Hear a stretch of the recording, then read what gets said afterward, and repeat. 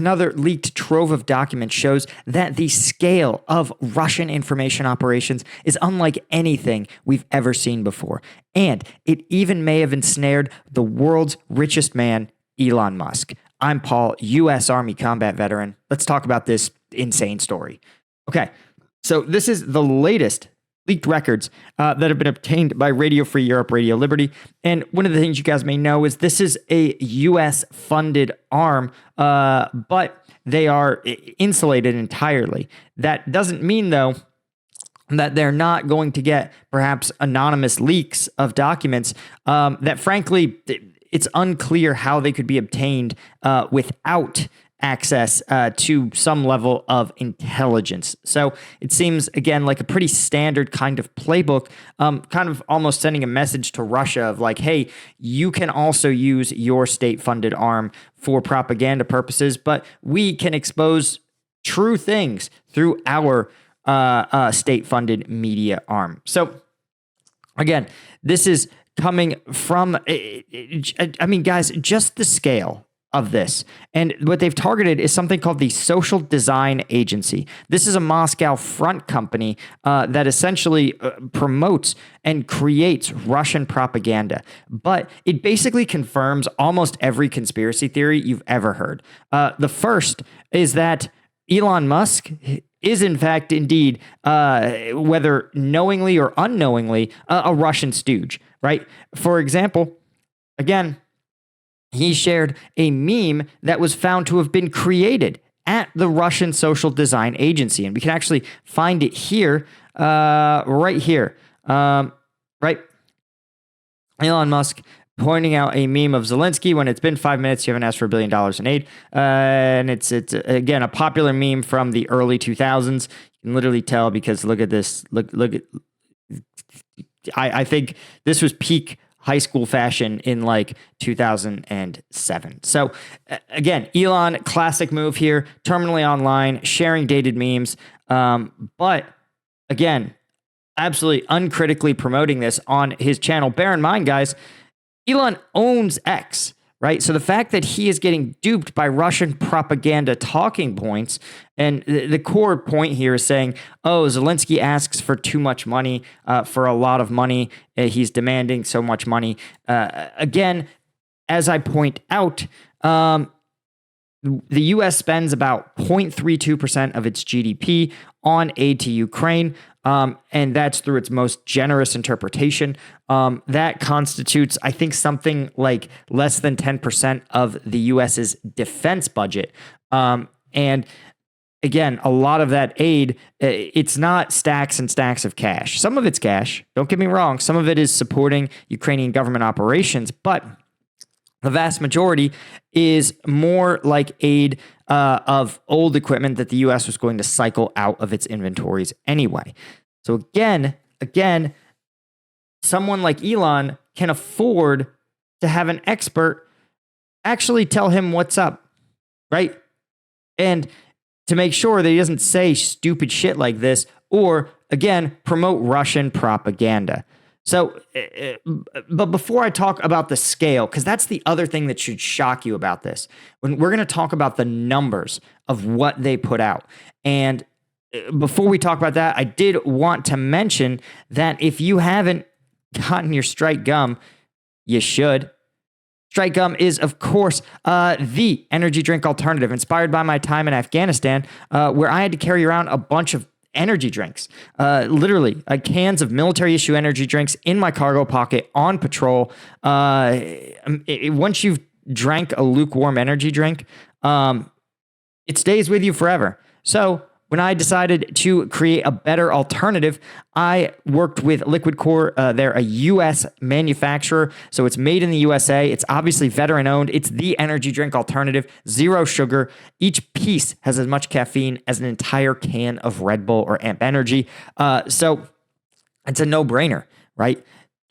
Get some, chew it. By the way, if you know you're a Strike Gum fan, and I see the order data. When we have a sale, up to 50% of orders are customers looking to get their next order of Strike Gum because they know that it's so much better in every way than an energy drink. You could do the subscribe and save, right? free shipping. Oh, excuse me. It's not even subscribe. You could subscribe and save, or just get free shipping on all orders over $40. So what's that mean? Get 2 of the 5 packs, guys. 2 of the 5 packs. It's too easy, right? There's no promo code. You just do it. Go to strikegum.com. Link is in the description. Okay. Here's what blew my mind is the scale of this social design agency, right? Their talking points, their goals were exactly what you think they are, right? Their goal, for example, was to convince, for example, the German public. They actually came up with really good KPIs, one of which was to say, we want to make 50% of the German public be unwilling to make any kind of personal sacrifice to defeat Russia in Ukraine. There were other popular survey metrics. They also were generating some fake, not just fake news stories and memes, but they actually, again, created fake news stories that they actually impersonated a major German newspaper build that Ukrainian refugees had set fire to the home of Germans while burning a Russian flag, which is a pretty dumb story. But again, dumb stories get a lot of legs in this day and age. Look at the story about pet eating. But also, they produced fake Ukrainian government documents, including a forged order purportedly issued by Colonel General Syrski, telling Ukrainian military personnel that those who surrender would be charged with treason, which is, of course, not the case. We know that's not the case because Ukrainians worked tirelessly to get their people back. In fact, in Kursk, they actually deliberately went way out of their way to get Russian POWs so they could exchange them and get their people back. So it's verifiably false. But again, in this day and age, on the internet, disproving a story, even though it's so easy to check, no one ever does it, and they just believe it. Not no one, but the number of people that do it are so vanishingly small that they're meaningless, right? People believe the craziest things because they're crazy and they're repeated. But this is what should bother you. This is what bothered me, is the scale, right? Look at the scale, guys. The one team within this social design agency produced 40,000 pieces of content in 4 months. They produced 10,000 memes, posts, fake stories. 30,000 of them were fake posts from accounts. There were 4,000, almost 5,000 fake videos and video memes, and 1,500 articles in 4 months. Here's the thing, guys. Let's say only 1% of them go viral, right? That's about the ratio, for example, of my videos. For every 100 videos I put out, I'll have one that really kind of catches into the meme space and blows up, right? And I'm not a team. I'm one guy. So you can imagine that if they have that 1% success rate, you are looking at 400 viral posts in 4 months. You are looking at 30 viral articles. You're looking at 45 viral videos and 15 viral articles, right? That's assuming a 1% success rate. And again, given that the Russians also are known to have botnets, for example, that can kind of artificially gin a story, make it look like it's going viral, and then the algorithm says, oh, look at this viral story, let's expand it even further. So this kind of thing, and when you're unconstrained by the truth, right? Like you can make even more clickable viral content when you can just straight up lie. Again, it's the scale of this is staggering, right? And when people talk, I'm not a dead internet conspiracy theorist, but this is the kind of thing that it gives credence to the theory that large portions of internet traffic is simply artificial bots or inauthentic users, right? Like there were human beings kind of behind these articles. But again, if you're making 40,000 posts in 4 months, guys, you even have a team of 100 people, that's still pretty tough. They're almost certainly assisted by AI, which we know Russia has commercially available. Their Yandex AI bot is good enough to turn something written in Russian to something in coherent, authentic, native-sounding English, or probably, I imagine, German or Polish or whatever country they're trying to influence. So all of this means that you should really look carefully. And notice what I want to point out is that sometimes you can tease out the language, right? And I think that's really important in this. While some of it's hard to figure out, some of it's literally just the point, there's some terminology that they use that here we go, that I think is really helpful, right? And to me, when I hear other people repeat these kind of buzzwords, it's often linked to pro-Russian talking points or Russian-aligned talking points.